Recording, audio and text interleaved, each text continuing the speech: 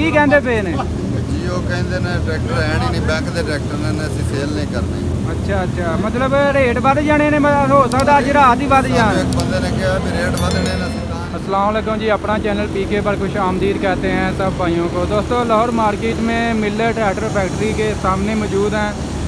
ये आप देख सकते हैं भाइयों ने 385 लिया है जी। ये फैक्ट्री से बुक नहीं करवाया, इन्होंने कैश ही लिया है शोरूमों से। मार्केट में काफ़ी ज़्यादा शार्टेज है, ट्रैक्टर वगैरह शोरूम वाले नहीं दे रहे। भाइयों ने 385 फैक्ट्री से बिल्कुल फ्रेश मंगवाया पैंथर टायरों में, ठीक है।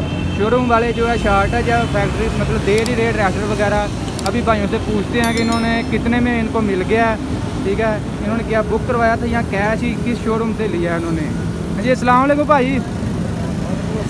भाईजान की हाल ठीक ठाक हो? ठीक ठाक भाई। भाईजान की नाम जी अपना? अब्दुल रज़ाक। अच्छा भाईजान 385 तुसा लिया है, ये कैश लिया कि बुक करवाया जी? कैश लिया। कैश लिया। किन्ने च मिल गया तुहानू कैश? 32,50,000। 32,50,000 च। ये पैंथर टायर है जी? पैंथर टायरों के 32,50 च। मार्केटों मिलता पाया ट्रैक्टर कि नहीं मिलता पाया? नहीं दे रहे। की आंदे ने? की आंदे नहीं है? खड़े थे है काफ़ी मार्केट नहीं दे रहे। हाँ भाई उन्होंने इधर भी पूछिए, भाई आ सारे आए जी। 385 भाई उन्होंने फैक्ट्रियों आन के कढ़वा के लिया है। अस्सलाम वालेकुम भाई। वालेकुम सलाम। की हाल जी, ठीक ठाक हो? ठीक ठाक है भाई। फैक्ट्रियों कढ़वाया जी ट्रैक्टर? हाँ फैक्ट्री मिलत तो कढ़ाया। शोरूम वाला ने मतलब फैक्ट्रियों कढ़वा के दिता तुहानू फ्रैश? साडा भाई है इत्थे उस कढ़ा के दिता है। अच्छा अच्छा, किन्ने च मिल गया?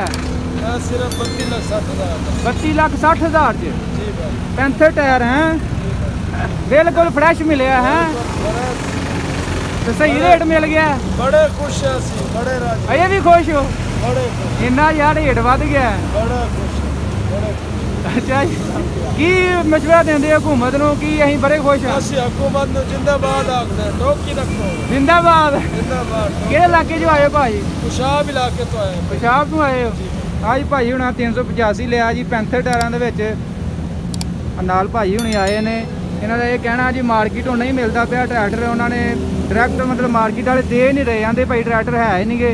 तो कहते ने भाई बिल्कुल साढ़े कोल ट्रैक्टर नहीं है, रोके हुए ने शोरूम वाले ने ट्रैक्टर वगैरह। रेट बढ़ जाने ने। जिन्ना भाई हुणा ट्रैक्टर वगैरह लैना है वो टाइम सिर ले लो। भाई हुणी तो उधर भी तुहानू मैं अपडेट दी है। बड़े परेशान भाई हुणी भी नाल आए। भाई सलाम वालेकुम। भाई सही मिल गया ट्रैक्टर? ट्रैक्टर सानू नहीं मिला, असं सुबह के बाहर हैं। नहीं मिलता पाया? नहीं मिल रहा। की कहते पे ने? जी वो कहते ने ट्रैक्टर है नहीं बैंक के ट्रैक्टर ने असं सेल नहीं करने। अच्छा अच्छा मतलब रेट बढ़ जाने ने, हो सकता अज रात ही बढ़ जाए। एक बंदे ने कहा भी रेट बढ़ने ने असं नहीं दे रहे। हाँ जी हाँ जी हाँ जी। तो हुण फिर की हुण की इंज जाना खाली? परेशान है जी, इतने लगे फिरने ट्रैक्टर मिलेगा तो फिर ही है ना जी। सुबह दे आए तो बैटरी वाले की आंदे ने कितनी देर बाद वो भी नहीं बुकिंग कर रहे कि कर रहे ने बुकिंग? नहीं कर रहे, उधर गए नहीं है फैक्ट्री वाले वाले। वो भी तकरीबन आंदे ने भाई 2 महीने तक। हुण बंदा 2 महीने किवें वेट करे दसो? हुण जिहड़े बंदे ने भाई काम करना वो 2 महीने वेट तो नहीं ना कर सकता। तो आ भाई सूरत हाल मार्केट की आ भाई हुण पैंथर टायरां दे विच 32,60,000 च लिया जे।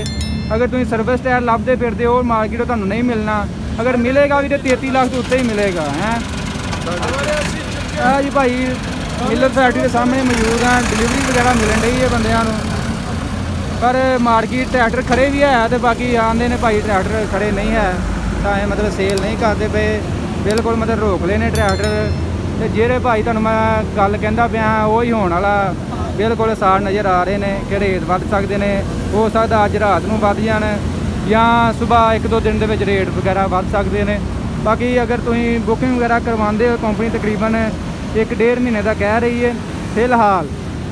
तो जोड़े भाइयों ने कैश लेना है उन्होंने वास्ते दसते जाइए जी। कैश जोड़ा 33 लाख नूं क्रॉस कर गया जी 385। आ दोस्तों अज की अपडेट है, तरीक जी अज 9 अगस्त 2023। मजीद अपडेट्स लिए साडे यूट्यूब चैनल अपना चैनल पीके नूं लाजमी सबसक्राइब करो ताकि ट्रैक्टरां के मुतलक तुहाडे नाल हर किस्म की अपडेट वगैरह पहुँचती रहे।